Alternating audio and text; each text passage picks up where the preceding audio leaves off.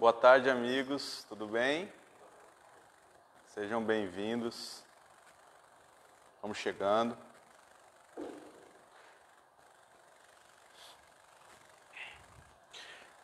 Pedindo a Jesus que nos ampare, que nos guie, que nos guarde, esteja conosco agora e sempre. Que as nossas atitudes, Senhor, estejam condizentes com as vossas, que possamos conduzir-nos pelo bom trabalho, pelas boas atitudes, pelos bons pensamentos, Senhor Jesus. Muito obrigado por tudo, que assim seja. Bom sábado para todo mundo, tudo bem? Está todo mundo muito quietinho hoje, o que está acontecendo? Frio?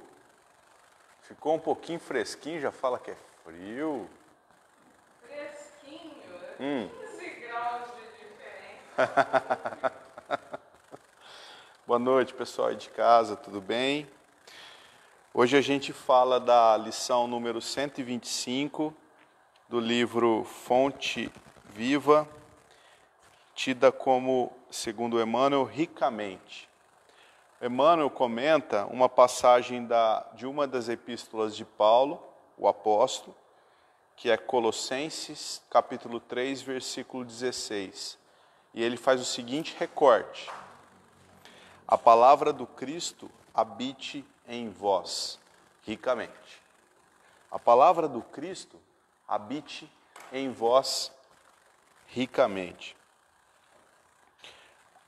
As epístolas paulinas, todas elas têm, cada uma delas uma peculiaridade, né? Mesmo aquelas que são repetidas, por exemplo, Timóteo, que era um dos rapazes que caminharam junto a Paulo, um dos cristãos do primeiro tempo, ele recebeu, na verdade, com certeza foi mais que isso, né? Mas sobrou-nos até a atualidade 2 epístolas a Timóteo. Cada uma delas tem uma conotação, cada uma delas tem uma maneira de se expressar, não quanto à forma, mas oportunamente para o que era necessário naquele momento. Então, Paulo não gastava palavras à toa. Colossenses foi uma das epístolas que sobraram, né? Que são as epístolas que a gente costuma ler quando a gente abre o Novo Testamento. Epístola é uma carta, ela é dirigida a uma determinada pessoa, como é Timóteo, ou a uma comunidade. Então, é uma coisa muito comum antigamente, né? Antigamente a gente escrevia carta, não era assim? E era bom receber carta de alguém, não era? Principalmente quando a gente estava namorando, não era bom? Muito melhor que um WhatsApp, eu garanto.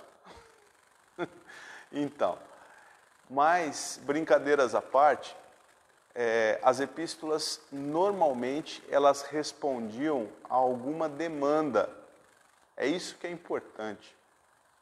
As epístolas, elas respondiam a algum problema que os cristãos, os trabalhadores do Paulo tinha uma rede, né, de trabalhadores. E a Colossenses, o cristão que veio trazer a notícia daquela região, que era a região de Colossos, na Grécia, foi Epáfras, que era um cristão da época, amigo do Paulo, e veio trazer más notícias. Quais eram as más notícias? Era que a doutrina que o Paulo pregava, que não era dele, era a doutrina do Cristo, ela estava sendo deturpada, ela estava sendo mudada. As pessoas estavam confundindo, segundo o colega de Paulo, Epáfras, elas estavam confundindo a mensagem cristã com a mensagem humana, confundindo com a mensagem humanista, filosofal, em que coloca o homem como centro do universo, o homem como centro de poder, o homem como sendo o irradiador do sol, como se fosse um sol, irradiador da luz, desculpe. O que o que Paulo tratou de fazer nessa carta? Tratou de colocar os seus devidos pingos nos is e explicou a eles, a região de Colosso, aquela cristandade da época, quais eram realmente, de fato, as mensagens tidas como cristãs. E o que vocês acham que ele disse para o pessoal? Como é que seria? Qual seria uma mensagem de Jesus pelo intérprete Paulo para aquela região? Calma, um de cada vez.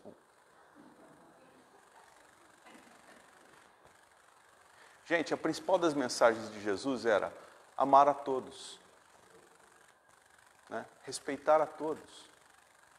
Conduzir-se pela senda do bem é respeitar o próximo.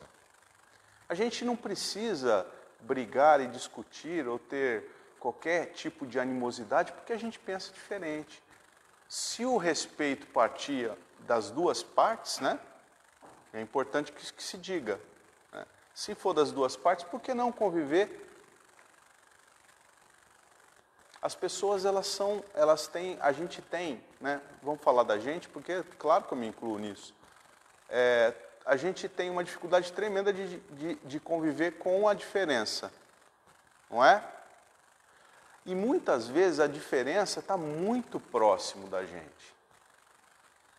Então, a doutrina espírita, como o cristianismo redivivo do primeiro tempo, ela veio para continuar ou resgatar essa ideia de que o homem não é o centro de nada. Nós não somos nem o centro das nossas vidas. A gente não toma nem as rédeas das nossas vidas. Como é que a gente pode querer tomar as rédeas da vida do próximo, por exemplo?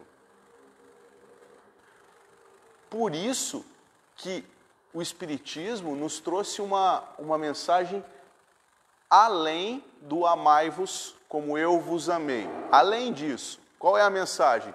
Tem um paradigma, tem um mestre, tem só um que a gente segue. Se os outros estiverem contrários à mensagem deste um, então deixemos os outros e sigamos de volta o um, que é Jesus, sempre Jesus. No livro Crônicas de Além Túmulo, é um livro escrito pelo Chico, né?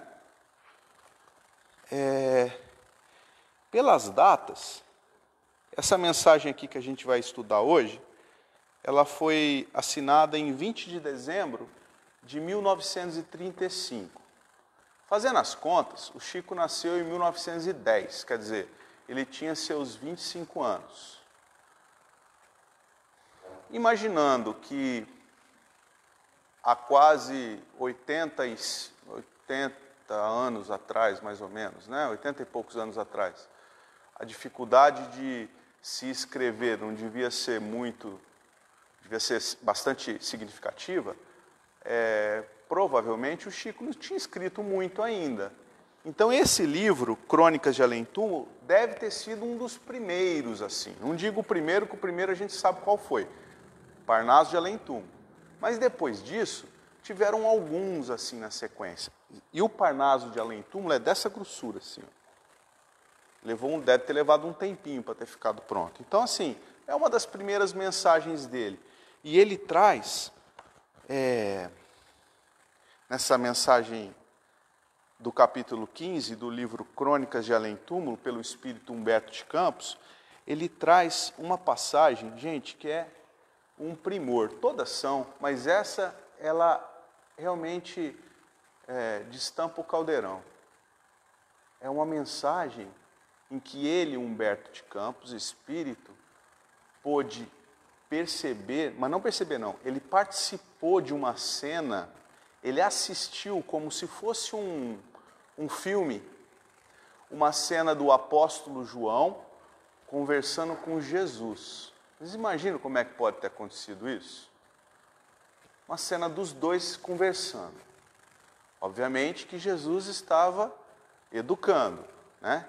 E João, o apóstolo, ouvindo o mestre. Ele começa assim a mensagem.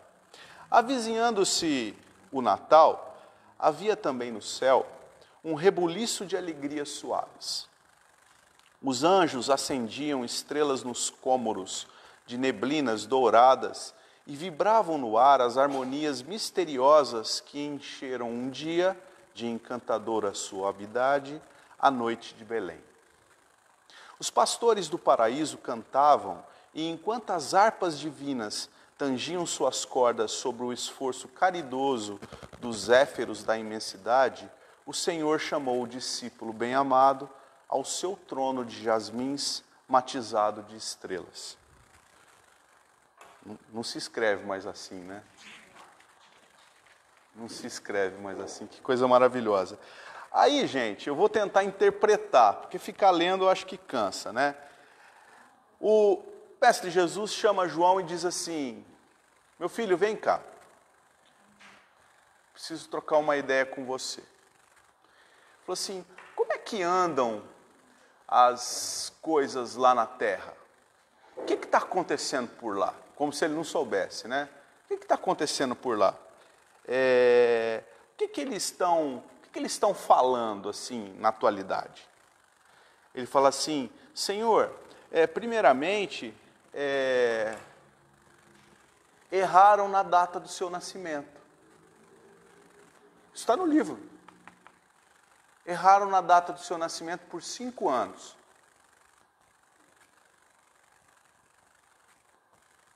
Então Jesus não nasceu no ano 0? Segundo Humberto de Campos, não. Nasceu 5 anos antes. Então, isso isso gera tem grandes mudanças na vida da gente? Não. Jesus responde: não, meu João, não é questão cronológica que me interessa. O que me interessa é uma questão mais de fundo. O que está acontecendo na Terra? Como é que eles estão tratando a doutrina que eu leguei à humanidade? Lembra do que nós falamos? Amar a Deus acima de todas as coisas e ao próximo como a ti mesmo, ou amarás o teu próximo como a ti mesmo. Simplesmente isso. Ah, sim, mestre amado. Então você fala dos acontecimentos morais, né? É disso que o senhor está falando? Exatamente, meu amado. E continua a conversa. E aí ele explica para Jesus que existiu num tempo uma promessa de paz. Isso é verdade. Mas essa promessa ficou só na promessa, porque a humanidade deturpou completamente a mensagem que o Senhor nos legou. Completamente. Ele começa a descrever tempo a tempo. Ele fala dos concílios do catolicismo. Ele fala da própria reforma protestante, porque a reforma protestante vinha com o viés de acabar com um movimento que estava transformando o cristianismo tinha transformado o cristianismo numa barganha, né? Foi só nas pérolas, né? Foi nos concílios. Não, ele foi, olha só, ele foi no cisma diário, ele foi no movimento dos iconoclastas. É uma lição riquíssima, não tem como eu descrever perto do que ela foi. Eu estou fazendo uma parca interpretação. Então, quem quiser, inclusive esse livro aqui tem em PDF, tá? De graça, internet.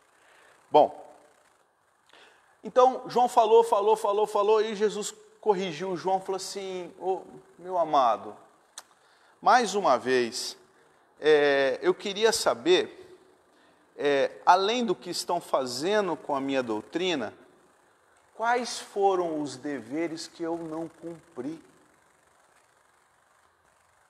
Jesus perguntando isso? Ora, será que a missão de Jesus não está completa? Não. Ele mesmo diz que a missão dele é resgatar todas as ovelhas, que nenhuma vai ficar para trás. Não foi isso? Não está escrito isso? Então a missão não está completa. Não está.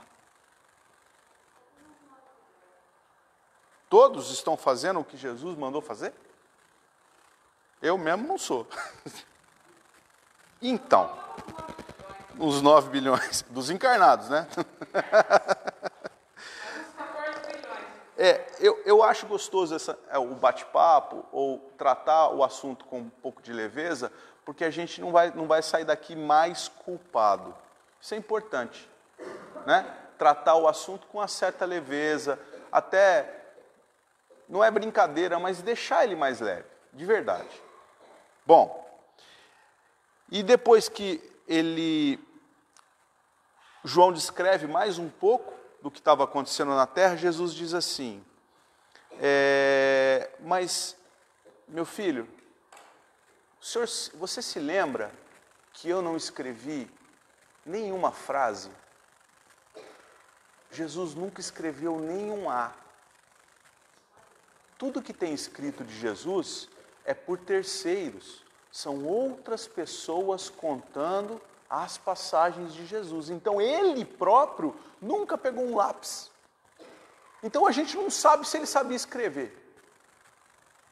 Claro que sabia, mas não se sabe. Ele nunca escreveu uma palavra, ele nunca escreveu uma linha. E parecia que o João, como a gente imagina uma hierarquia, né? Jesus no topo, aí vem vindo os bons, os ótimos, né? Os espíritos que já estão no nível que a gente não consegue alcançar ainda, e vem distribuindo. O João devia estar nessa turma aí, que chegava muito perto do planeta. Por isso a crônica do Humberto de Campos. Jesus estava conversando com um espírito que estava mais próximo da nossa crosta, que estava convivendo mais próximo com a nossa humanidade, conosco mesmo.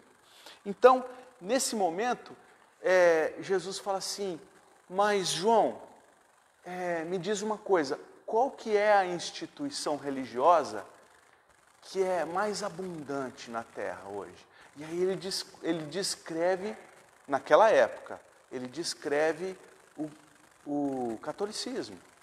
Só que ele diz que os padres, os santos da igreja e todos mais, eles tinham transformado a igreja, as palavras que ele usa são exatamente essas.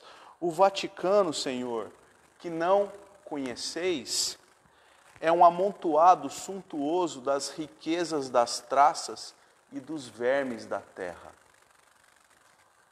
Dos seus palácios confortáveis e maravilhosos, irradia-se todo um movimento de escravidão das consciências. Meu Deus, esses são os representantes de Jesus? Não são. Então, meu discípulo, não poderemos alimentar nenhuma esperança? O tom de Jesus era um tom reconciliador, sempre foi. O tom do discípulo era um tom de desesperança. Por isso que Jesus pergunta para ele, mas não tem esperança então? João responde, infelizmente, Senhor, é preciso que nos desenganemos. Será que isso existiu mesmo? Já não disseste um dia, mestre, que cada qual tomasse a sua cruz e o seguisse? Mas tem uma coisa, João. Eu prometi à humanidade que eu traria um novo Consolador, que falaria por mim e muito mais. Se os vivos nos traíram, meu discípulo bem-amado, se traficam com o objeto sagrado da nossa casa, profligam a fraternidade e o amor, mandarei que os mortos falem na terra em meu nome.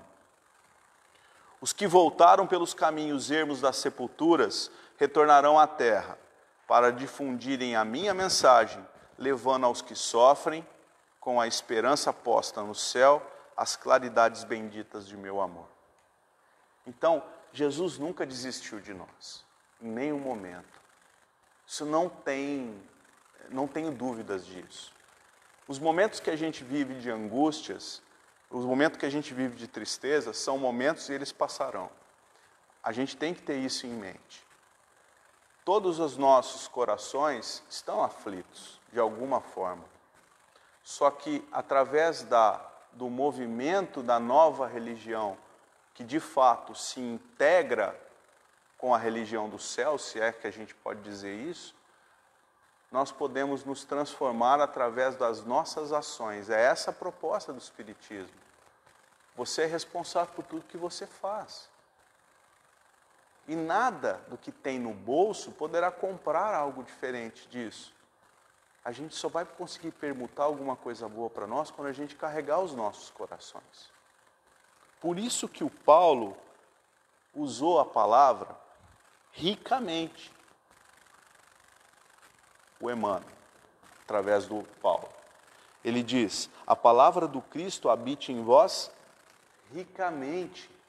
O povo de Colossos estava transformando, barganhando com Deus, através da figura da humanidade como centro do universo. Como se o homem fosse o mais importante. A filosofia ancestral nos leva a esse pensamento. Um resgate disso foi no renascentismo, na Europa, com o humanismo, como um movimento de mudança das rédeas. Só que as rédeas, elas estão na mão de Deus. Sempre tiveram. Todas as humanidades funcionam desse jeito. E o comandante disso tudo é Jesus. Mas é porque Deus resolveu colocar ele lá e falou assim, agora você que vai tocar a humanidade. Não, é por merecimento. A hierarquia espiritual, ela funciona por merecimento. Mas não é um merecimento que alguém te julgou, é você mesmo que se julga, somos nós, com as nossas ações. Pode ver, quando a gente faz alguma coisa que desaprova a nossa consciência, ou que a nossa consciência desaprova, pesa nos nossos pensamentos. Não é assim que a gente vê? Isso está dentro do íntimo de cada um de vocês, dos meus, de cada um de nós aqui. Funciona desse jeito. A nossa consciência aponta.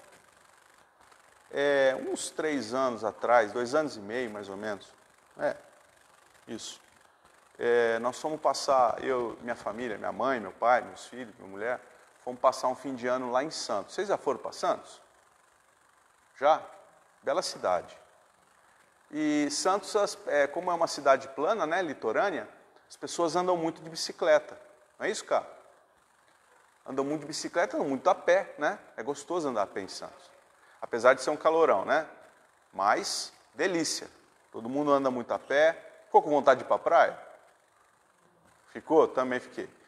Bom, é uma cidade muito plana. E é boa de andar a pé e de andar de bicicleta. Então, às vezes tem mais trânsito de bicicleta do que de carro. E você precisa ficar esperto, porque as bicicletas andam rápido lá. Então, toda esquina tem um cruzamento que é perigoso. Tem gente vindo a pé de bicicleta e tem carro passando. Talvez por esse motivo, todo mundo que dirige um carro, e o carro, na escala da importância em Santos, é menos do que a bicicleta e que o pedestre, o carro tem que parar, ou ele para para o pedestre atravessar a rua, ou para a bicicleta passar. Vocês sabiam disso? Vamos falar português, claro. Ribeirão Preto é mal educado. Calma, eu ia chegar lá, calma. Eu estou contando a história, para vocês entenderem. Então, imagina, a gente foi passar fim de ano, época que está muito cheia a cidade, lá na cidade da minha irmã. Fomos lá passar o fim de ano. Ela, no primeiro dia, já avisou a gente, estiver dirigindo aqui, presta atenção, tem que parar em toda esquina. Você para para o pedestre atravessar e você para a bicicleta passar. Você entendeu? Eu falei, entendi. Eu não tinha entendido, né? Tinha entendido mais ou menos. E eu não parei. Porque a gente em Ribeirão Preto não para.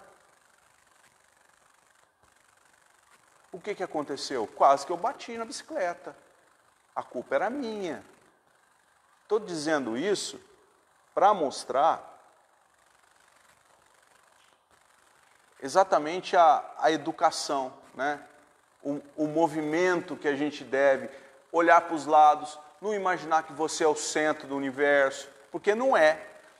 Aí, passamos lá mais de uma semana. Aí eu aprendi, bom, vou dirigir o carro, vou parar nas esquinas. Passei a parar em todas as esquinas. Aí teve lá mais para frente, nos últimos dias de ir embora, eu fui atravessar a rua e o carro não parou para mim. Eu falei, não parou para mim. Aí eu fui olhar, a placa era de onde? Ribeirão Preto. Essa é uma cidade urbana? Eu vou te soltar no morro. Eu vou me divertir com você. Tá bom. Bom, vamos lá. A palavra do Cristo habite em vós ricamente. Então, Paulo estava corrigindo essa questão da doutrina humanista, da gente achar que é o centro do universo, tá? Dentro de casa, é o pai de família que traz o dinheiro para casa, porque a mulher tem que cuidar dos filhos, tem que cuidar da casa, e diz ainda que ela não trabalha, né? Então, ele acha que ele é o centro do universo. O patrão que tem dinheiro, que comanda muitos funcionários e se gaba disso, ele acha que ele é o centro do universo. E o empregado, porque está há 10 anos na firma, acha que pode dar ordem no empregador também. Então, é uma questão para a gente aprender a conviver com as diferenças e saber que na frente de todos nós e de tudo está Jesus, acima de tudo. Acima de tudo. Bom, nessa mensagem do Paulo, do Emmanuel, tem uma pegadinha aqui, porque a palavra do Cristo, ora, mas Jesus não escreveu?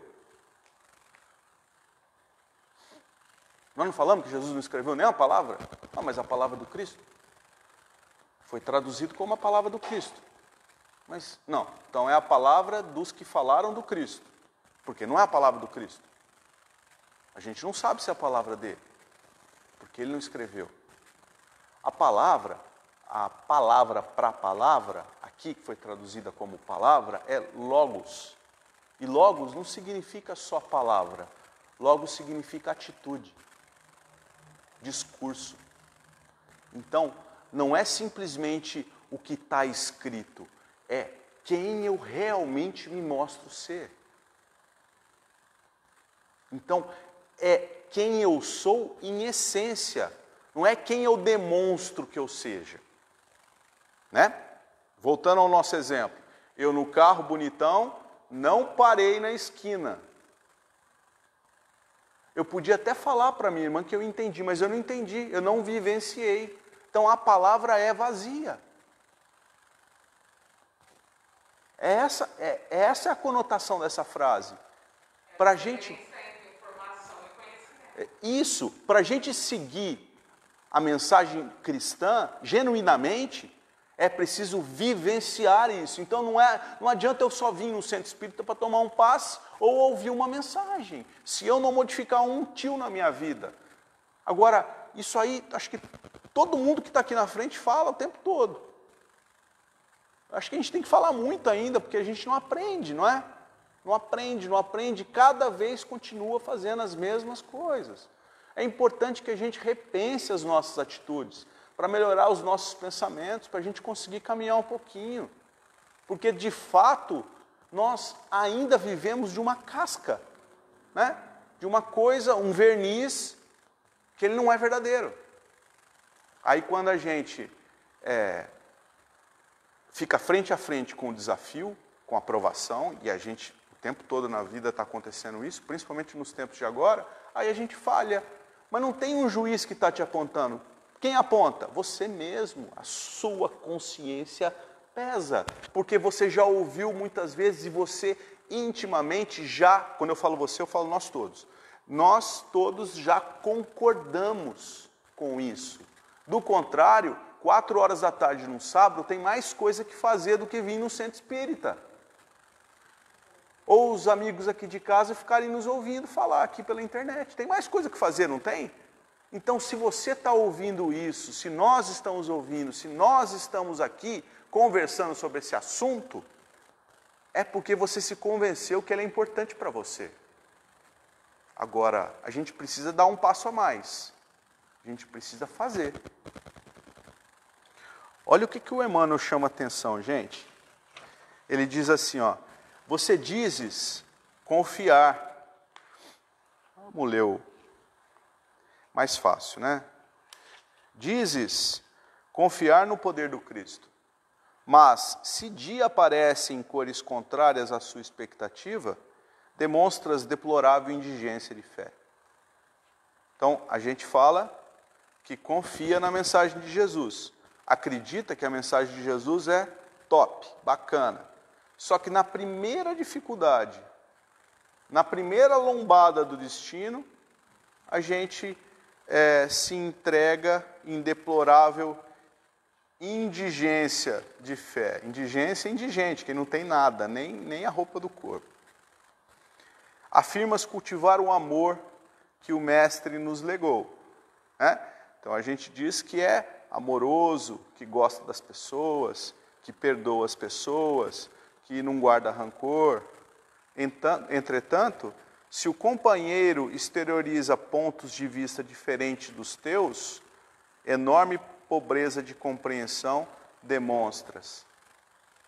A gente não compreende o que o outro que fala diferente da gente faz. Por que ele faz isso? Eu não preciso concordar, mas a gente pode conviver. Principalmente se ele estiver dentro de casa ou bem próximo. Tem um motivo disso.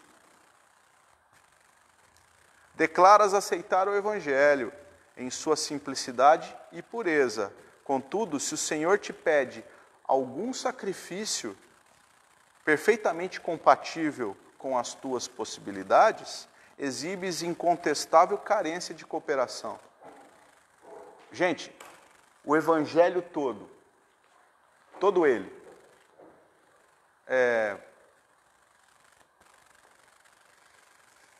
do ponto de vista humano, foi o final feliz?